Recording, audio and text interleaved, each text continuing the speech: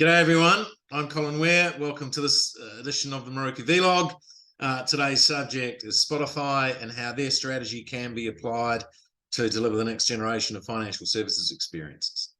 You know, when Spotify was founded in 2006, the company made a significant impact on the market by offering something that no other music streaming app had: an easy, frictionless and personalized experience at a reasonable cost. And, you know, this seems like a decent aspiration for financial services. So let's dig into it. First thing, curation to recommendation. Spotify moved the status quo music model from a curation service that helped customers create their own radio stations to a personalized recommendation service that brought customers new music aligned to their preferences and listening habits. And they made this shift by harnessing data, profiling, and machine learning, and by building something that they called the taste profiles. And by accessing the metadata of what you listen to, Spotify can determine a ton of attributes and use those to help drive that recommendation service. The second thing they did was move to a ship then shop business model.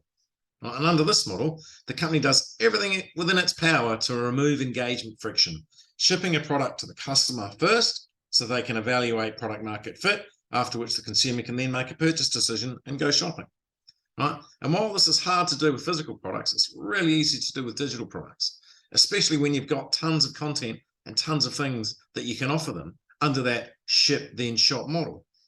Ship some products to the customer and then let them go shopping. This ship then shop model is a great way of overcoming inertia, which is a real challenge within financial services, particularly wealth management at the moment. The third key thing was buy versus build, right? Spotify's approach to building this personalization service, right, was the strategic acquisition of third-party providers to help them realize their goals, right?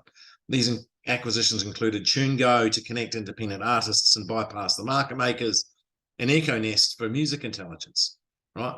Spotify made these acquisitions when they realized they could deliver mission-critical capability faster, cheaper, and better through acquisitions than they could do so internally. And finally, the fourth leg to the stool was in leveraging the power of failure. The company's leaders understood the criticality of engaging in personalized services, and that's what they set out to deliver. And they combined a business model and a technology stack that they thought could help them best reach their customers and harness the power of data and machine learning to provide those tailored services. Yet they knew they were in new ground and so expected to make some mistakes and for some of their initial assumptions to fail. And they knew that only by going through this process would they learn, as does any foray through curiosity. So as their fourth weapon, Spotify created pilots with data and systems and different user sets to define what products they could scale. So there's a bunch of takeaways for financial services providers from this Spotify strategy. Number one, link the business model to engagement, right? Make it a core make customer engagement a core KPI. Secondly, capitalize on data and models and algorithms using profiling. Thirdly, make product development data-driven so you know customers intimately in terms of where they're at on their journey.